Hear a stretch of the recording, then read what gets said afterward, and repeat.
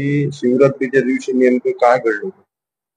नेमकं म्हणजे मी दर्शनाला गेलो दादा तिथं कुठं? आमच्या मंदिरावर तिथं वटकेश्वर महादेव मंदिर आहे, जागरूक महादेव मंदिर चौफुलीवर. हं.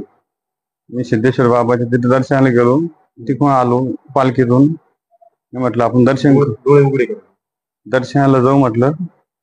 आणि दर्शनाला जाऊ म्हटलं आणि आपलं आपलं थोडं साफसफाई करू. तिथे मी सकाळी पण तिथे साबुदाणा खिचडी ते बनवून दिली त्यांना. मी म्हटलं आता आपण आपलं काम संपलं, इथलं आपण दत्रा वितरातून जाऊन येऊ तिकडून सिद्धेश्वर बाबाच्या. संध्याकाळी येऊ म्हटलं. मी संध्याकाळी गेलो मी तिथं. किती वाजता गेली?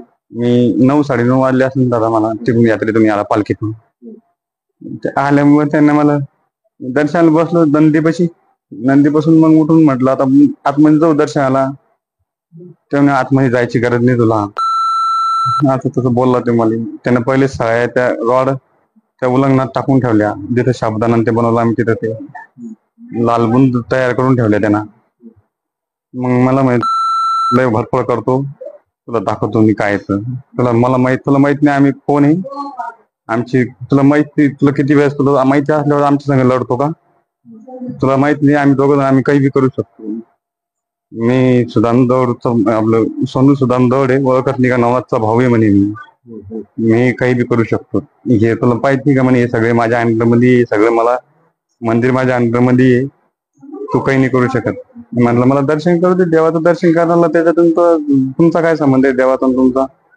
नाही म्हणे आतमध्ये जायचं नाही, बाया आहे आतमध्ये, बाया आहे. बायाला मला घंटा वाजून मी दर्शन करत चाललं. मग ऐकलं दादा त्याने बळजबरी वडत नेलं पाहिजे तुला. मला वडत नेलं, मग ते ज्याने झटके मारत नेलं मला ते कुठंच समजलं नाही जातं की मला चटके देणार आहे का काय.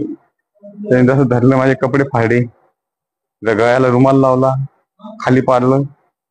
मग ते काय मी हिमतीने बोलायची आता हिंमत होते. मग पण मी पहिले बी त्यांच्या पाईपलाईन मुळे तसं प्रकरण घडलं होतं ना.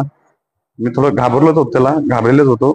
तेव्हा बी मला जेसीबी मध्ये खाली काढून टाकतो म्हणे, तुला तुम्ही केले दादागिरी का? मी दादागिरी करतो माझ्यावर. म्हणलं भाऊ मी दादागिरी करणार, मी गरीब. कोण तुम्हाला म्हटलं होतं जेसीबी खाली काढतो? सोनू दौड. नवनाथ दौड बी होता. तो म्हणे तुला दाखवून देतो म्हणे मी. नवनाथ दौडनं तुम्हाला काय म्हटलं होतं त्यावेळेस त्याला फोनवर सांगितलं तर त्याला दाखवून दे म्हणे, जेसीबी खाली पाहून घे म्हणे.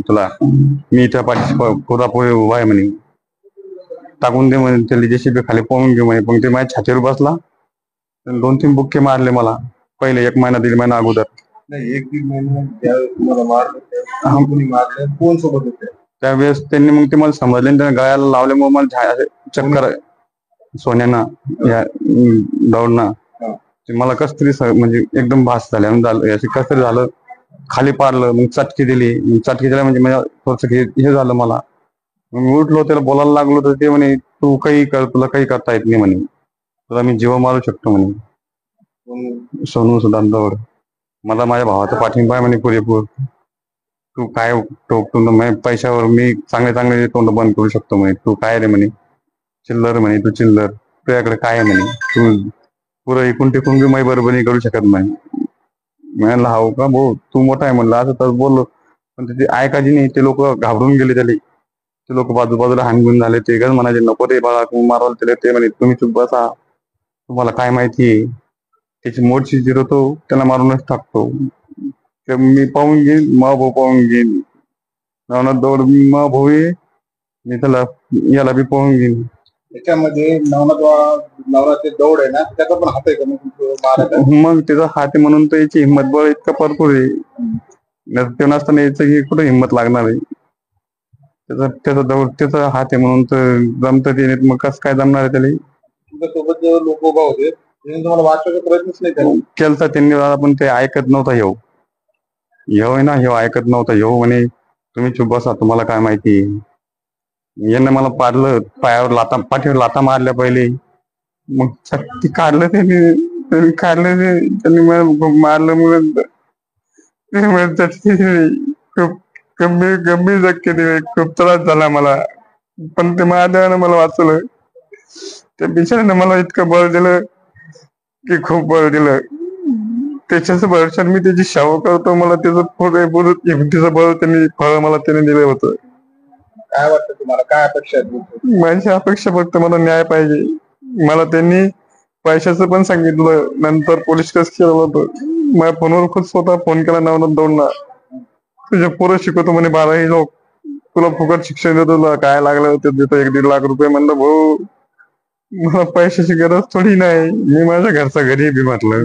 म्हणजे तू तक्रार देऊ नका असं म्हणते का? हो हो, तुला काय लागतं मी देतो म्हणे, तुला पैसे लागले पैसे सगळं मी देतो म्हणे. तुम्हाला फोन करतोय का तो? हा, फोन केला त्यांनी मला. तुम्हाला पैसे आम्ही दाखवतो का? हो हो, काय म्हणे?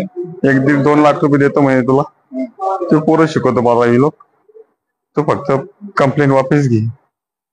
म्हणलं मी घेऊ शकत नाही. म्हणलं माझे बंधू माझ्या संघ आहे म्हटलं, माझ्या बंधूने मला खूप साथ दिला म्हटलं, माझ्या समाज बांधवांना मला खूप साथ दिला.